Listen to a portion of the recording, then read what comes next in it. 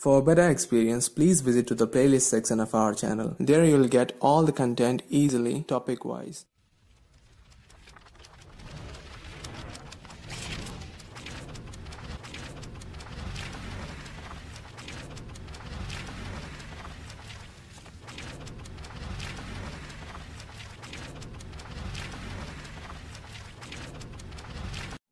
अभी हम लोगों ने इसके पहले वाले वीडियोस में देखा कि किस तरह से ये जो एक्ट है ईपीएफ एंड एमपी एक्ट 1952 किस पे एप्लीकेबल नहीं होता है।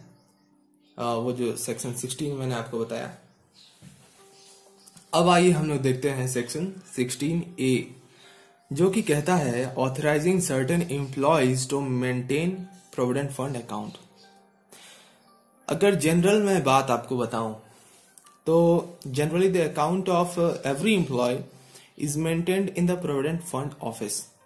और प्रोविडेंट फंड ऑफिस जो होता है वो किसका होता है? वो गवर्नमेंट के अंडर आता है।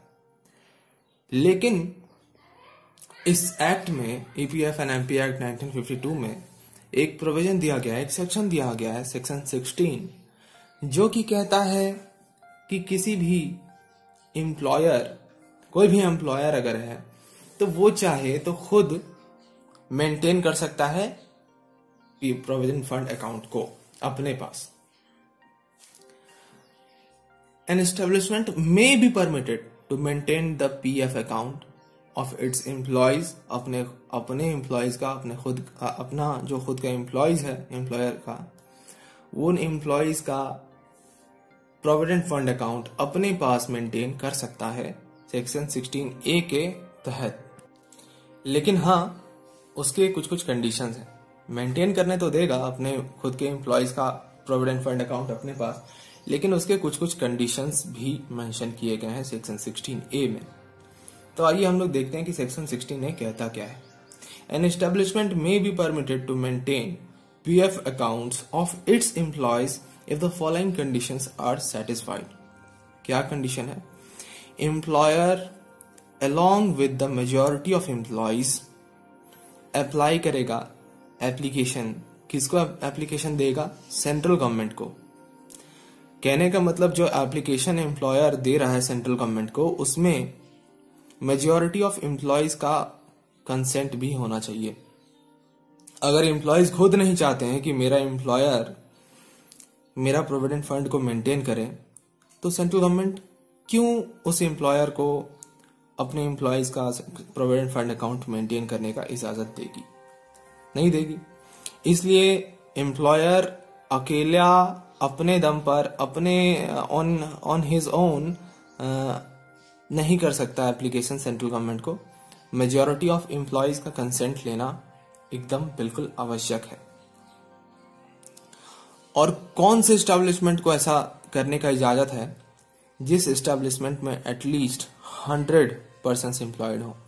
100 से अधिक पर्सन्स एम्प्लॉयड अगर किसी एस्टेब्लिशमेंट में हैं, तो वैसा एस्टेब्लिशमेंट का जो एम्प्लॉयर है, वैसे एस्टेब्लिशमेंट का एम्प्लॉयर के पास अधिकार है कि वो सेक्शन 16A के तहत अप्लाई कर सकता है सीजी को, सेंट्रल गवर्नमेंट को, with the majority of his employees, कि हमको भाई सेंट्रल गवर्नमेंट हमको खुद का प्रोविडेंट फंड अकाउंट मेंटेन करने दो, मैं अपने एम्प्लॉयज का प्रोविडेंट फंड अकाउंट खुद मेंटेन करना चाहता हूं।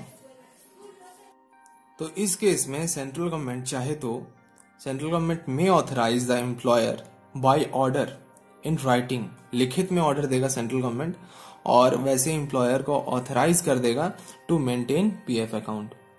बोलेगा सेंट्रल गवर्नमेंट, चलो भाई ठीक है, मेजोरिटी ऑफ तुम्हारे एम्प्लॉयज भी यही चाहते हैं तो अच्छी बात है, तुम्हारे पास 100 से ज्यादा एम्प्लॉयज भी हैं, पर्सन्स भी तुम्हारे पास जो एम्प्लॉयड है वो 100 से अधिक है, तो चलो सारे कंडीशंस अगर सेटिस्फाई हो जाती है सेंट्रल गवर्नमेंट, तो वो ऑर्डर इन राइटिंग दे देगी कि हाँ, तुम अपना जो पीएफ अकाउंट है एम्प्लॉयज का वो खुद मेंटेन करो।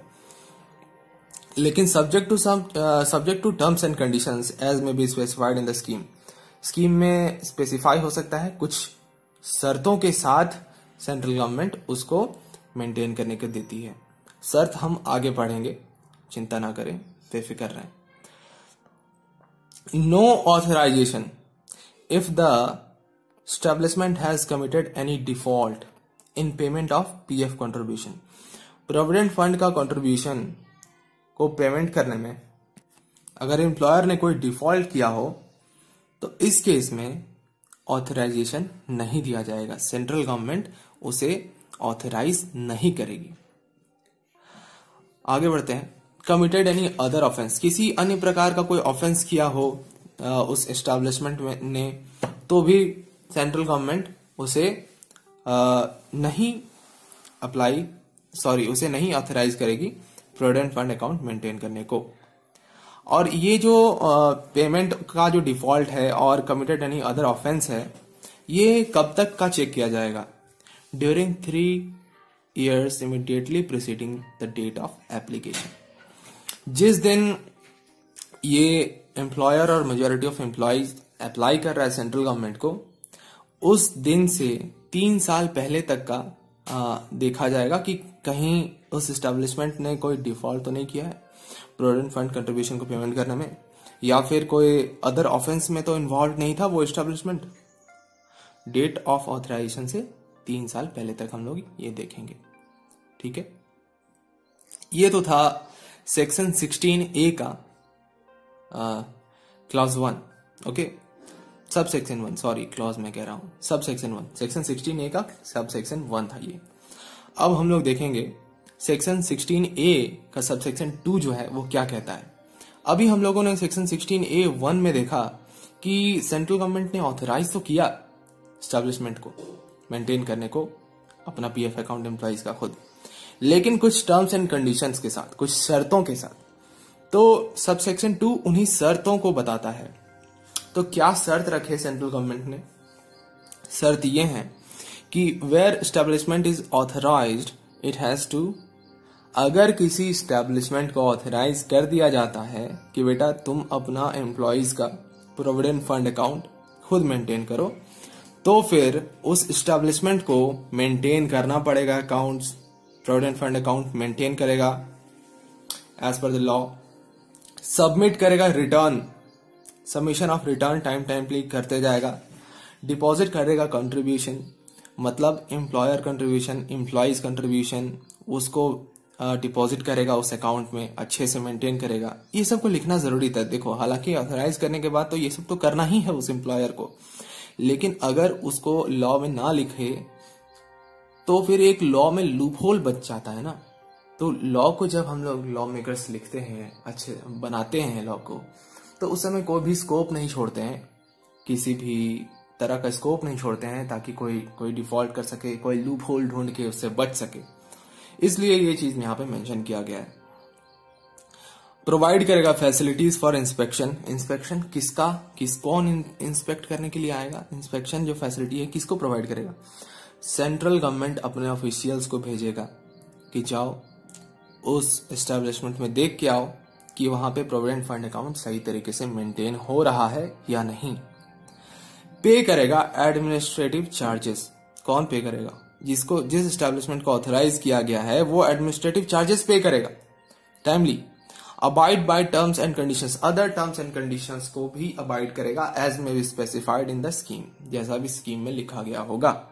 तो सेक्शन 16A सब सेक्शन 2 यही कहता है कि क्या क्या टर्म्स एंड कंडीशंस हैं जो कि सेंट्रल गवर्नमेंट बोलता है कि तुमको ये सब कंप्लाई करना पड़ेगा, ये सब फुलफिल करना पड़ेगा, तभी मैं तुम्हें ऑथराइज करूंगा मेंटेन करने के लिए अकाउंट्स, पीएफ अकाउंट्स। ठीक है, अब चलिए आगे बढ़ते हैं और देखते हैं कि सेक्शन इसका जो सब सेक्शन 3 है वो क्या कहता है।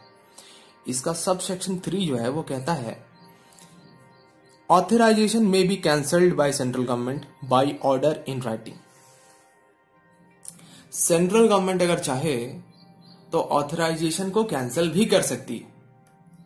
ये ऑथराइजेशन जो दिया गया है एस्टेब्लिशमेंट को कि बेटा तुम अपना पीएफ अकाउंट अपने एम्प्लॉइज का खुद मेंटेन करो, ये कभी भी कैंसिल किया जा सकता है जब सेंट्रल गवर्नमेंट को ठीक लगे, या फिर जब सेंट्रल गवर्नमेंट देखे कि अपना टर्म्स एंड कंडीशन ये जो दिए यहाँ पे दिए गए हैं, यहाँ पे जो टर्म्स एंड कंडीशन दिए गए हैं ये सब फुलफिल नहीं हो पा रहा है, नहीं कर पा रहा है वो एस्टेब्लिशमेंट, तो वो ऑथराइजेशन को कैंसिल कर देगा।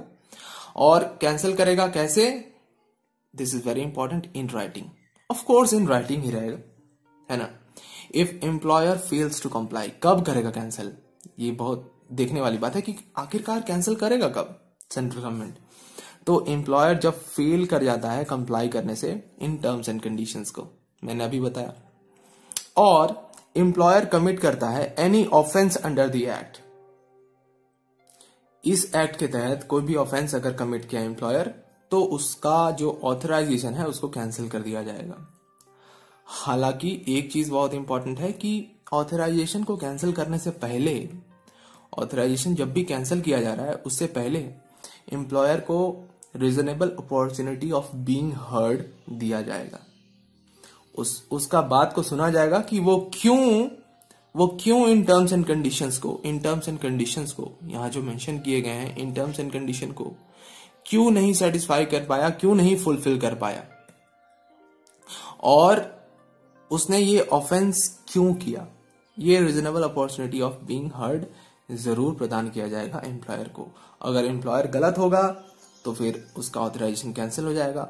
अगर कोर्ट को लगेगा, अगर ट्राइब्यूनल को लगेगा कि चलो एम्प्लॉयर कहीं ना कहीं सही है, बेचारा वो नहीं कर पाया इन टर्म्स एंड कंडीशन को फुलफिल, तो फिर ऑथराइजेशन कैंसिल नहीं होगा, वो सेंट्रल गवर्नमेंट जैसा ठीक समझे वैसा कर सकती है।